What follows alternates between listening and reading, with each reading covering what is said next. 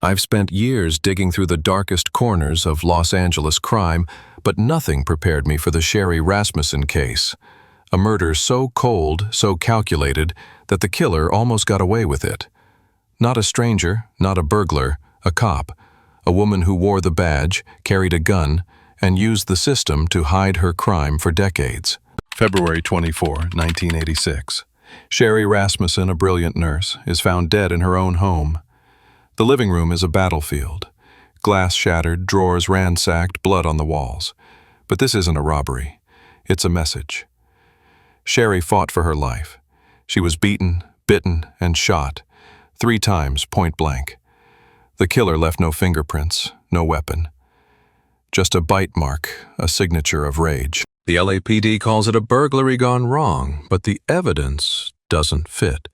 No forced entry, jewelry left behind, a struggle that lasted minutes, not seconds. But here's the twist.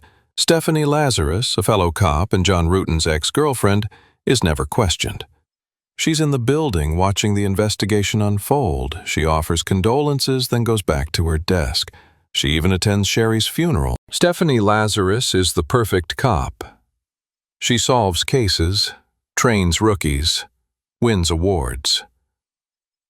But at night, she obsesses over John Rutan, her ex now married to Sherri.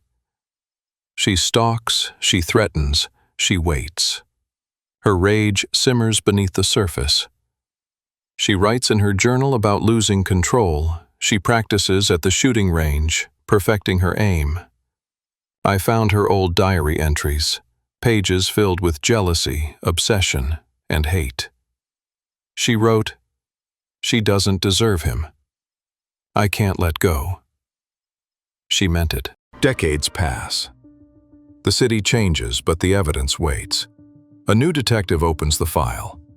The bite mark is tested. The DNA points to a woman, a cop. I tracked down the lab tech who ran the test. He told me, when the results came back, we all went silent. We knew what it meant.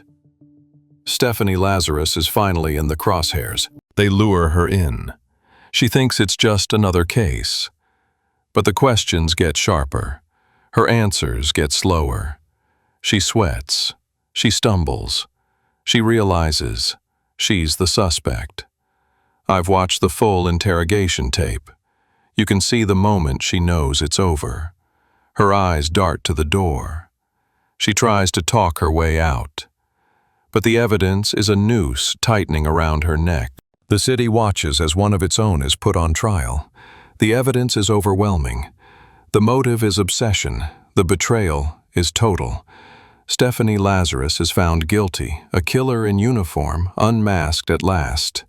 But the real question is, how many times did she walk past the evidence? How many secrets still hide in plain sight? This isn't just a story of murder. It's a story of power abused, of justice delayed, of evil hiding behind a badge.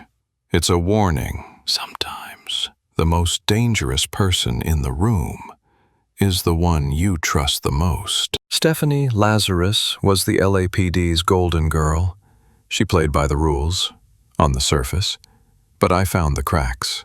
Her colleagues remember her as intense, competitive, and sometimes off. She'd show up at John Rutan's work unannounced.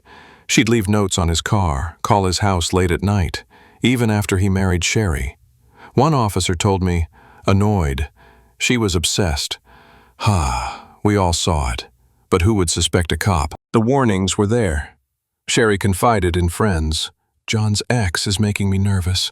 She told her father about a strange woman following her in a car, staring her down in a hospital parking lot.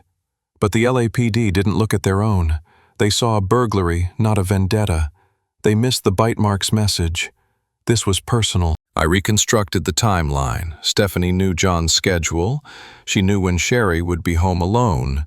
She entered with no sign of forced entry, badge, charm, or both. The attack was savage. Sherri fought back, leaving defensive wounds and that crucial bite mark. But Stephanie was methodical. She staged the scene, scattered drawers, took a few items, and vanished. The LAPD closed the file. Case solved, they said. but the killer was still in the building. For over 2 decades, Stephanie Lazarus thrived. She rose through the ranks, trained rookies, solved cases. She even worked in the art theft unit, tracking down criminals, all while hiding her own crime. I found footage of her giving interviews, smiling for the camera, shaking hands with the chief. She was the model cop. But every time she put on that badge, she was gambling with fate. 2009. A new detective, unburdened by old loyalties, opens the Rasmussen file. He sees what others missed, a bite mark, a woman's rage. He orders a DNA test. The lab techs run the sample. The result is a bombshell. The killer is female. The suspect list shrinks to 1. Now the real work begins. They need Stephanie's DNA, without tipping her off. I tracked down the surveillance team. They followed her to a coffee shop, watched her toss a cup in the trash. They bagged it, rushed it to the lab. The match was perfect. Stephanie Lazarus was the killer. They set the trap. Stephanie is called in, told it's about an old case. She's relaxed at first, but the questions get sharper. Her answers get slower. She sweats. She stumbles. She realizes she's the suspect. I've watched the full tape. You can see the moment she knows it's over. Her eyes dart to the door. She tries to talk her way out, but the evidence is a noose tightening around her neck. The city watches as one of its own is put on trial. The evidence is overwhelming. The motive is obsession. The betrayal is total. Stephanie Lazarus is found guilty. A killer in uniform, unmasked at last. But the real question is, how many times did she walk past the evidence? How many secrets still hide in plain sight? The LAPD is forced to reckon with its blind spots. How did a killer hide among them for so long? How many other cases were closed too soon? The city is left with a warning. Sometimes, the most dangerous person in the room is the one you trust the most. Sherri Rasmussen's murder was almost the perfect crime. But the truth has a way of surfacing, no matter how deep it's buried. Stephanie Lazarus thought she was above suspicion. She thought the badge would protect her. But in the end, it was the evidence, the bite mark, the DNA, the relentless pursuit of justice that brought her down. And that's the lesson. No one is untouchable. Not even a cop. Stephanie Lazarus's conviction didn't just close a case. It cracked open the LAPD's soul.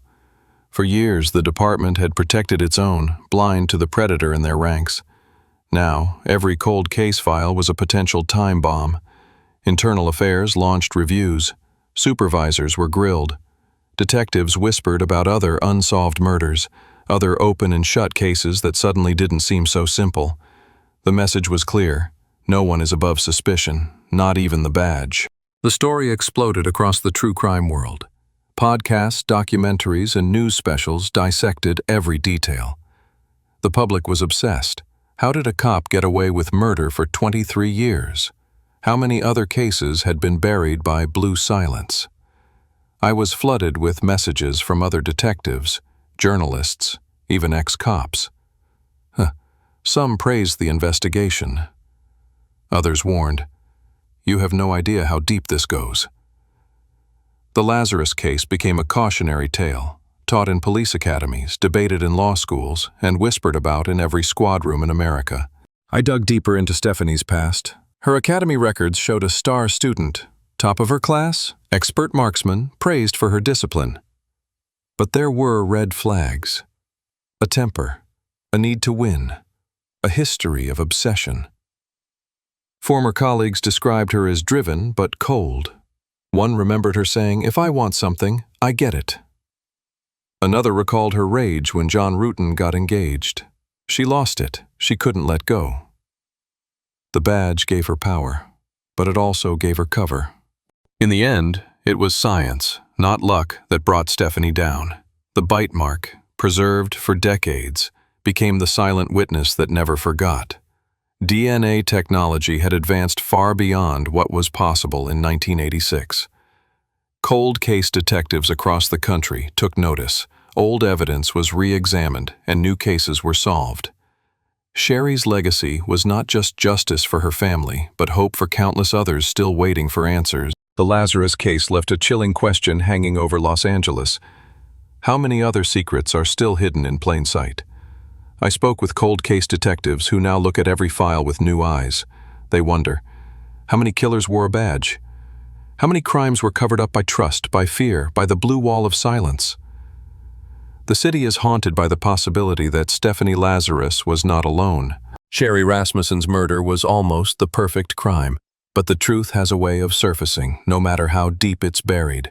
Stephanie Lazarus thought she was above suspicion. She thought the badge would protect her. But in the end, it was the evidence, the bite mark, the DNA, the relentless pursuit of justice that brought her down. And that's the lesson. No one is untouchable, not even a cop. In the end, it wasn't a confession, a witness, or a slip of the tongue that brought down Stephanie Lazarus. It was a bite mark, a moment of rage, frozen in flesh and preserved by science. A single act of violence that left a trail no badge could erase. The LAPD learned the hard way. Trust is earned, not given.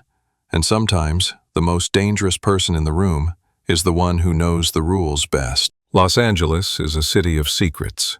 But some secrets refuse to stay buried. Sherri Rasmussen's case is now a warning, a lesson, and a legacy. Every cold case detective in the city knows her name. Every rookie is taught her story, and every family still waiting for justice knows. The truth can be delayed, but it cannot be denied. If you're watching this, remember, trust but verify. Ask questions, demand answers, and never assume the truth is what you're told. If you have information about a cold case, speak up. If you see something that doesn't add up, don't look away. Justice is not just a verdict. It's a process, a fight, and a promise. Stephanie Lazarus wore a mask for decades. A mask of authority, of trust, of law. But the truth has a way of unmasking even the most careful killer. Sherri Rasmussen's story is not just about loss. It's about the power of evidence, the danger of unchecked power, and the relentless pursuit of justice. As the city sleeps, the files remain. The next secret, the next Lazarus, could be waiting in the shadows. But now, we know to look.